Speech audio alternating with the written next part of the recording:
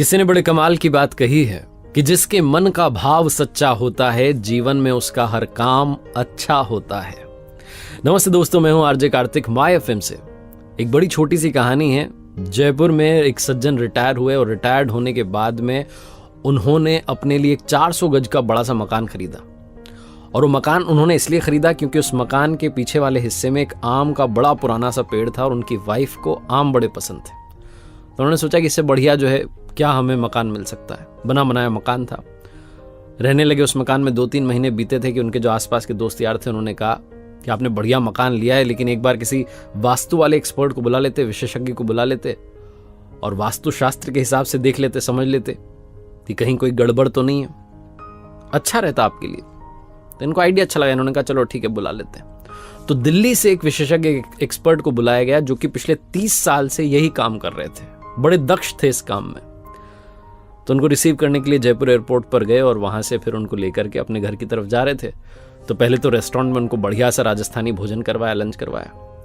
और जब जा रहे थे सड़क पर, जब गाड़ी चल रही थी, तो वास्तु वाले एक्सपर्ट देख रहे थे कि ये जो सर जी थे जिन्होंने घर खरीदा था, ये कोई भी कार आती है ओवरटेक करने की कोशिश करती तो उसको जगह देते थे आराम से कि वो निकल जाए।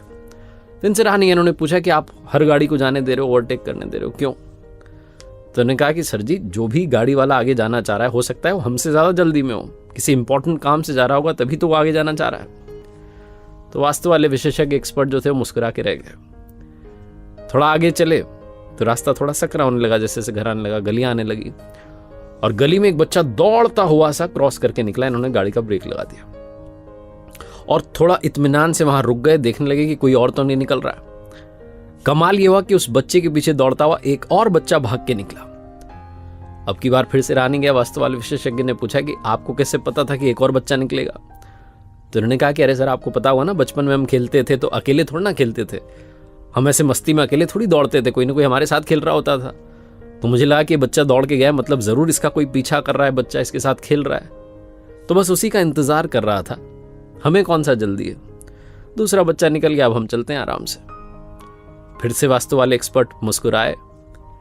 जब घर के पास पहुंचे, दरवाजे पर गार्ड ने दरवाजा खोला, गाड़ी अंदर जैसे ही पहुंची तो देखा कि 7-8 पक्षी पीछे की तरफ से उड़ करके जा रहे हैं उस पेड़ के ऊपर से। तो इन्होंने वास्तु वाले विशेषज्ञ से कहा सर जी ने कि आप गाड़ी में बैठे रहिए, उतरिएगा मत। बोले क्यों?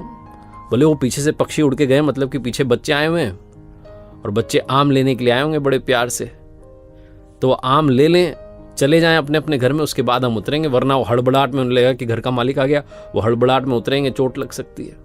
तो आराम से हम बैठे रहते हैं, बच्चों को चले जाने देते हैं, फिर हम चलेंगे।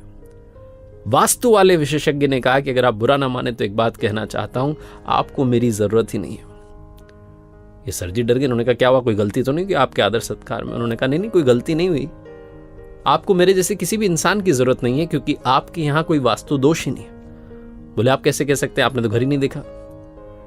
तो विशेषज्ञ जो थे, एक्सपर्ट थे, उन्होंने कहा कि अरे सर, मैंने आपको पूरा नोटिस किया, आपके व्यवहार को नोटिस किया।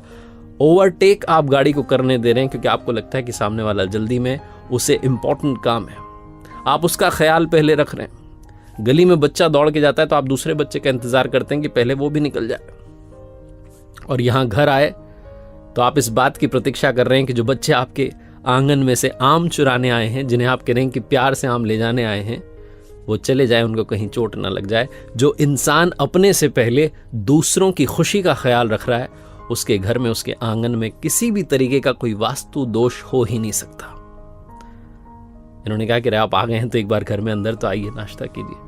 बड़ी छोटी सी कहानी है, लेकिन सार ये कहता है कि अगर आपके मन का भाव सच्चा है तो जीवन में आपका हर काम अच्छा है।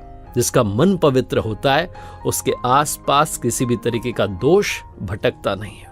तो लाइफ में हमेशा अपना तो ख्याल रखिए, अपनी खुशियों का ख्याल रखिए, लेकिन दूसरों की खुशियों को भी प्रायोरिटी देना शुरू कीजिए। एक बार फिर से वही बात जो अक्सर आपसे कहता हूं, ऊपर वाले के आशीर्वाद के साथ, अपनी मेहनत और अपनों के प्यार के साथ कर दिखाओ कुछ ऐसा कि दुनिया करना चाहे आपके जैसा।